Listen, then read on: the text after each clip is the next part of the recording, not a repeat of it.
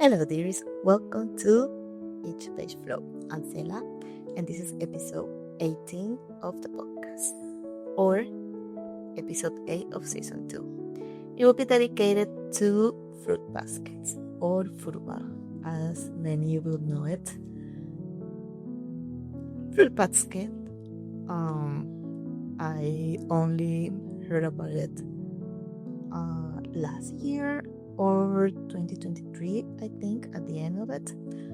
It was not on my radar, but I suddenly got a recommendation like Jorimilla about this one, and it was so much fun to read only the description. Like, this is fantasy, Chinese, zodiac, and yeah, I was basically hooked on the first two lines of it. But let's talk about it. Fruit Basket is a manga and an anime by Natsuki Takaya Sensei. I don't know if I'm saying that right. But yeah. And the manga has 136 chapters, and it was published in 1998. It's quite old. It reminded me the first chapters, the first volumes. It reminded me of Sakura Card or Card Sakura, as you prefer to call it. Yeah, and the manga ended in 2006. The anime had 3 seasons, 63 episodes, and 2 extra ones. They're like the prelude, like it's a sort of OPA, but it's what happened before with the parents of the main character. The anime aired in 2019 until June 2021, and there's an anime before that from 2001 that I'm gonna ignore because it basically has nothing to do with the story of Fruit Basket. It's set for the Chinese zodiac element and with a fantasy and a bit of a story, but like the end of it and everything that leads to the end of it, it really doesn't match of the story of Fruit Basket. I'm gonna do a combo between manga and anime because I really enjoy both. I watched the anime and I immediately went into the manga because it was so much fun to read. Yeah. There is a 2015 manga collector's edition, which I really like to have. I might buy that instead of buying the originals, which is a little more difficult to get. The collector's edition has 12 volumes, and the genres of the manga and the anime sort of as well is slice of life, romantic comedy, supernatural of course, drama, and heart-throbbing, sometimes heartbreaking, a little bit of toxic love depending on some of the characters. I'm gonna talk about that later on. But what is it really about? Furuba. I call it Furuba most of the time because it's easier and it's fun to call it like that. It's an abbreviation, Japanese, of the name, and English as well. Fruit Basket gets shortened to Furuba. Anyways, this story is about Honda Toru, an orphan girl who meets Yuki, Kyo, and Chigure Soma, where she's in a forest close to where they live, or basically in their state. And soon she learns the family secret, which is that they have a curse and they have a life full of mystery. That's all basically on the description. I haven't said anything that is like spoiler. But I shall enter spoiler mode now. And if you haven't read or watched the anime, I suggest that you skip to the end of this and hear all the good things about it. But if you want to hear about it, everything spoiler, and you don't mind knowing what the story is about, then keep listening.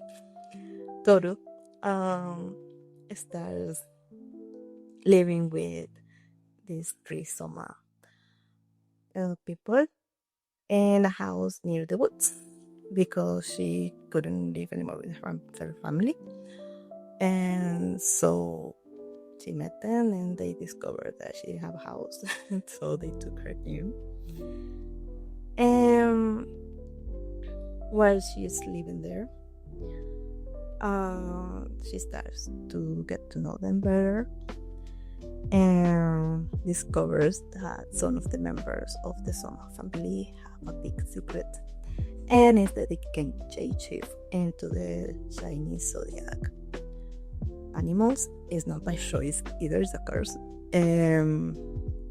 This happens only when they are hot by the opposite sex. So it would be if it's a female, be a male hugging them. If it's a male like Tsure, Kyo, or Yuki, then it will be in this case Toru. That's how she finds out about it. Okay, so at the beginning of the story, so I was saying Toru begins to meet each member of the family. More so the 12 members of the Chinese zodiac, the ones that are cursed, and they meet in various circumstances and for various reasons. But the adults, like Chigure Sensei, Gure Nisan, he has multiple names by each younger member of the family. He looks after Kyo and Yuki in their house in the woods. And actually it's by his own choice that he lives there and his own personal selfish reasons. And because he used to live in the main state of the Soma, but they moved to this little cabin. And there, Toru also meets Hattori and Ayame, who are also adults. I'm gonna say they are in their 20s, mid-20s, around that. And they are working adults. Chigure, for example, is a writer. And you can think, I sort of thought of Akihiko from JoJo Romantica, because he can be that vibe, and he also had some books that were more adult.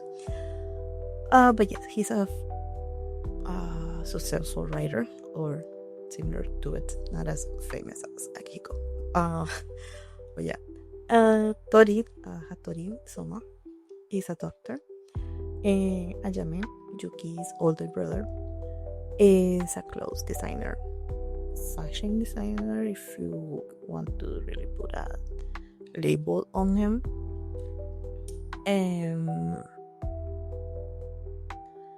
Yeah, that's the three main ones. I named them because they're so cool.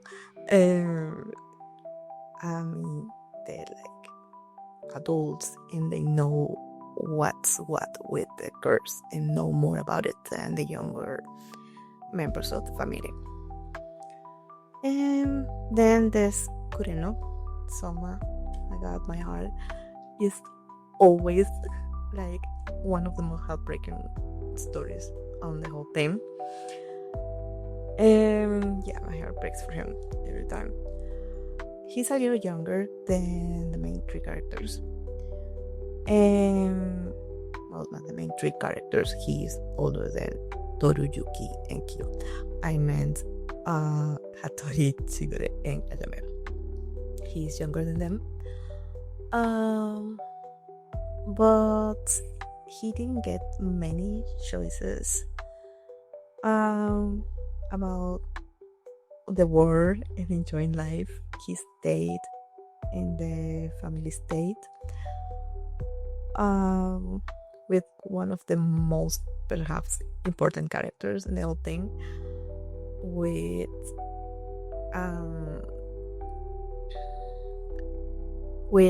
Akito or Akito, one's the main characters, and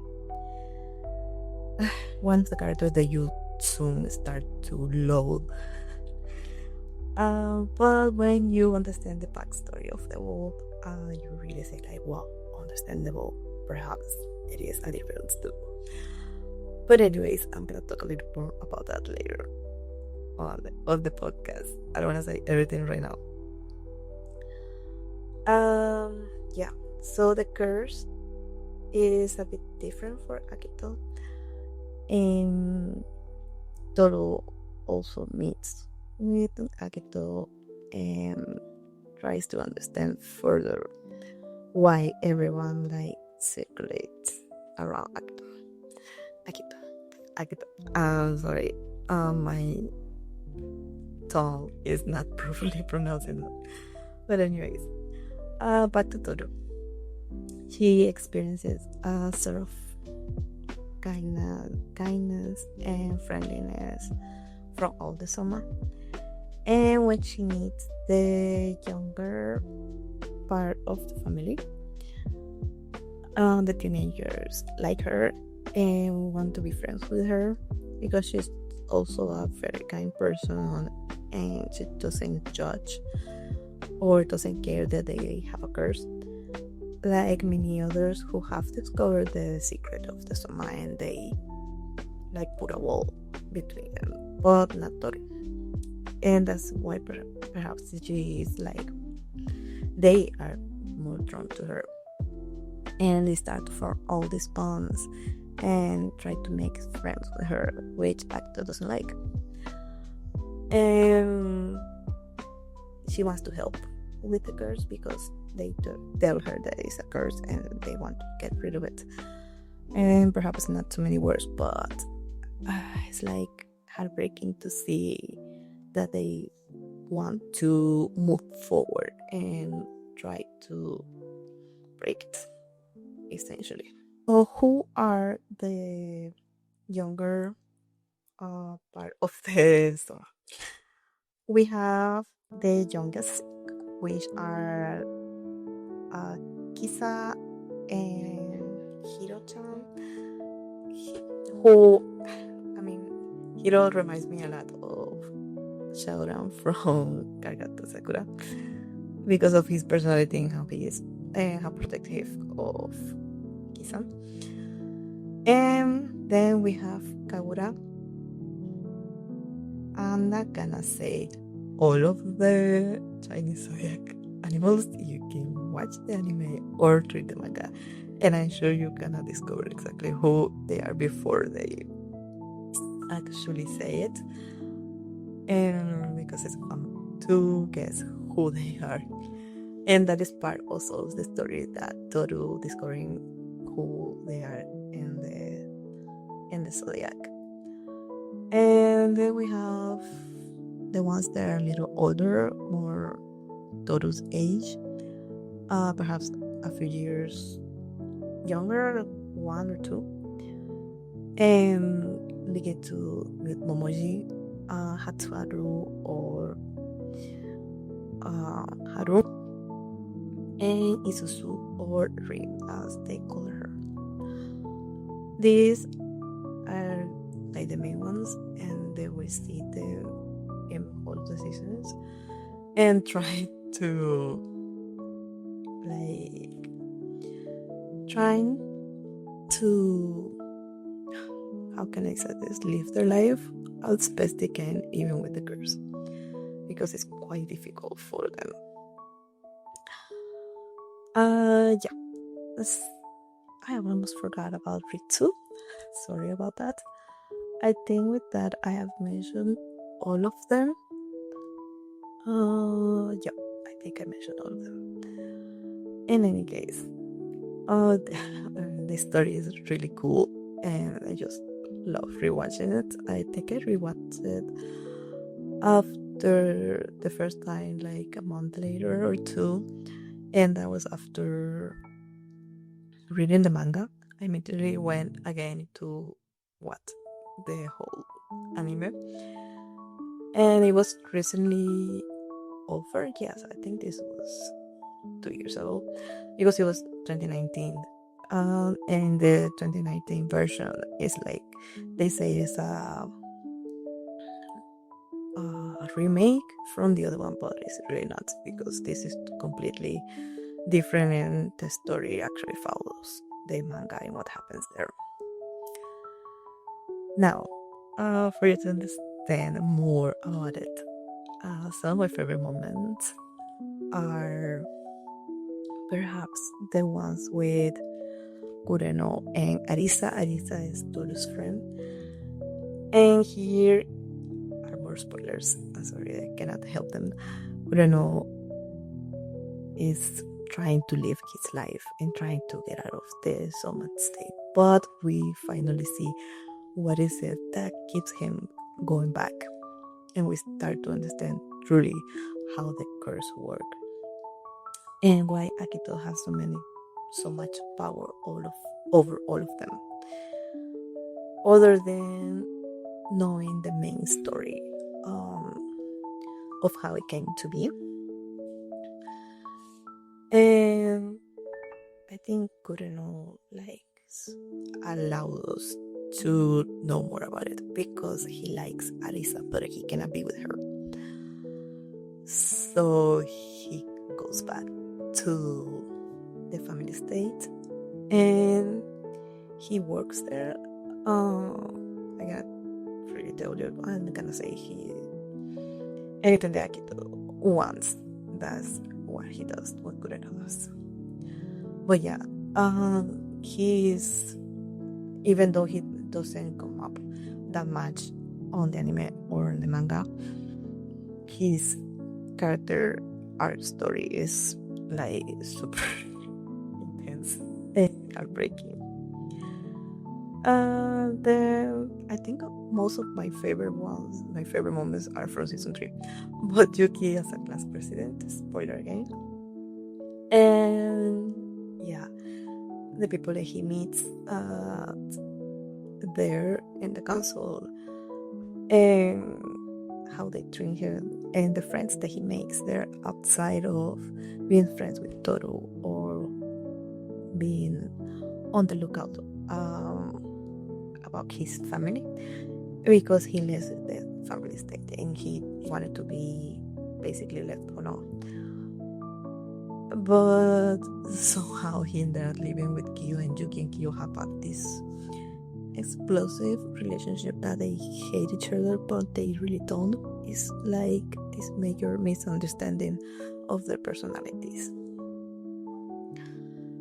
And Kyo is not exactly part of the zodiac, but he's like outside of it. Like if there was an extra animal, it would be Kyo. And that leads to also being part of the curse and why they want to get rid of it. Because everyone is like they alienate Kyo for most of the time. And Toru sees that, and that also drives her to try to break the curse so that he can be free. And for the first season, I'm talking about the anime because I remember more clearly than the manga, but this basically both are the same. For the first part of the story, Toru and Yuki become close, and Yuki thinks that he likes her, but in the end, he realizes that he doesn't. And states that step back from that relationship, and they're like really good friends. But that's the case with Kyo and Toru, who are always talking and who are always hanging out, even though they don't actually say their feelings. One of my favorite moments is Toru and Kyo talking at the beach and on a school trip. This is more on the manga. You really see the connection between them and how it's starting to evolve. And and I'm talking about all of her moves, but also saying about the story. Chigure and Hattori interactions are so fun to watch. And you see a bit of flashbacks into the life of Chigure and Hattori when they were younger. And also start to understand why and how the curse affects them. Another one is Haru and Isuzu. Like, this is the basically main love story of the whole thing, and you really root for them and don't want Akito to meddle in that, but Akito does end up meddling in that and nearly killing Isuzu. Yeah, like literally, yeah, that's what I said. I said what I said. Yeah. What else? There are also the heartbreaking, amazing, yet there's still amazing moments. There's all the pain and the fighting. That had me with the manga in my hands and or the screen, that the enemy screaming and saying, "Oh my god, what is happening here?" When Yuki realizes his feelings for Toru, his real feelings actually, and why he confused them, and why he was, I mean, it says like he didn't like her, but he actually did. And perhaps that transformed from liking her as a person to like a potential partner to a friendship. It changed, in my view, and that was what it was for me. But yeah, that only gives room for Yuki to be more protective of Toru when they are closer, when they are more like close friends. Another moment that really had me almost tearing up is Gil at the end of a cliff and at the river with Toru, and when she finally understands how the curse affects him differently from the other members of the Shiny Zodiac, which I'm not gonna say it because it really is something you should watch or see on the manga. And if you have watched or read the manga, then you know what I'm talking about. It is full of story, this one, and I really enjoy it. I've been talking about it for quite a while, so yeah. There's also Isuzu, and her whole character arc is amazing, and mostly because she's the one that wants the curse broken as fast as it can be done, and his story with Haru, and the moments when she's talking with Ture about the curse or about how way to break it. And Ture has his own, as I said, selfish reasons to break it. And he's basically hurt. And he left the family estate because he was upset with Akito because Akito shows Kureno. Not chosen particularly, but like Akito wanted to be with all of them because couldn't live without any of them. It's really a toxic thing that Akito does, because Akito is like the god of all of the shinies, zodiac animals at the top of them, and like bringing them all together to do the curse. And this curse is always repeating in the Sama family. It's not like it's a recent thing, but we get to meet the most recent ones stuck in it.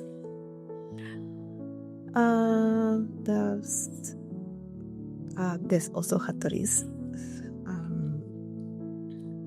I'm thinking about all of the characters, so there are so many, and I don't know how they managed to do it all in 3 seasons, but yeah, that's why I read the manga, because there's a little bit more meat to it in there. Hattori's first love had to be, let's say, erased, but she was like, her memories were erased. Yeah, that was rough to see. And to say like, wow, he really had to give her up, because Akito was super jealous. And then this Momiji's character arc is incredibly painful to watch, because he is also one that wants to break, because his parents left him, and his mother couldn't take it that he was a Chinese zodiac member, and every time she hugged him, obviously he turned, and that was like super painful. And I don't understand why this mother did not love his child, but okay, because Momiji is super adorable and super lovable. But yeah, he suffers a lot through the entire anime, and we want that curse broken because of him mostly. Yeah. Now, the toxic love story in here will be Chigure and Akito, and it's filled with angst and heart-throbbing moments, and you don't want to accept that in the end they are meant to be together. And by season 3 you're like, oh my god, they deserve to be together. Yeah, that's why Ture is like the whole time trying to break the curse, trying to bring Toru into the family, so Akito will be jealous more and more, and see if that will bring a whole, how can I say, an end to the world. Like, he saw that Toru could actually accomplish this, and he fed everyone in her direction, and he led Toru into being with Yuki, being with Kyo, and being there in family, so Akito could see all of this, and Akito will feel a bit more Olone would go to Chigure, and he didn't care about any of it. All he wanted was the curse broken so he could be with it. It's really toxic when you watch it and what you feel when you watch it, but in the end you actually want to see how they will end up together, which they do. Spoiler alert, they do. Yeah, that's pretty much it for the whole story. I talked a lot about it. I think I talked sufficiently about this manga and anime. I really enjoy it full while. It became really a favorite of mine. I know I say that a lot, but they all have their own moments. Since I started this season with Kakaku Sakura, it was super fun to talk about all the anime and all the manga that I enjoyed. And this is the last episode of this season. I will come back with season 3 of the podcast, so don't miss it. It will be about books once more, sequels and prequels as well. that I have enjoyed, of course. I don't usually talk about anything that I don't like. If anything deserves a 1 star, I don't think I'll be talking about it on the podcast. But in any case, going back to Furuba, do I recommend it? Yes. How many stars did I give it? 5 to the anime and to the manga. And if you want to get really into, if you were talking 5 or 5, yes, but it would be like 10 or 5 because it's amazing. And you should really, really watch it if you like fantasy drama, school life, romance, and everything in between. That's right up anyone's alley right there. And yeah, that's all from me. And this one took a long turn of me talking about all of the characters. There's a lot going on there. I know I didn't say all the main things, but that's the fun of watching the anime and reading the manga. I don't have the manga on my hands, but I am planning on getting. Yeah, and I'll probably get it soon. And if I do, of course, I will show it up here. The first one, the first volume of the collector's edition, as I mentioned. If you can read it in English, I don't know if it's Spanish. I think it is, but I don't know if the collector's edition it is. I have seen the English one. That's the one that I read. And the one that is always popping up in my recommendations to buy when I'm buying something that comes up real quick. And that's it from me. Thank you for coming back to the podcast and for listening to me ranting about yet another manga and anime that I really enjoy. Furuba is amazing and you should definitely read it. Thank you, dearest. Of course, don't forget that you can read this and everything about it on ishpage.org. I have a review for the manga, I have a review for the anime, and I also speak about the 2001 anime, which lasts 20 something episodes, and I really didn't like it, so that's why I didn't speak about it, because wow, it was incredibly different from the main story. I was in shock. But yep, that's it from me. Thank you. Don't miss out on the next season of the podcast. And remember, you can listen to the rest of season 2 here on the channel. Thank you, dearies. See you on the next one.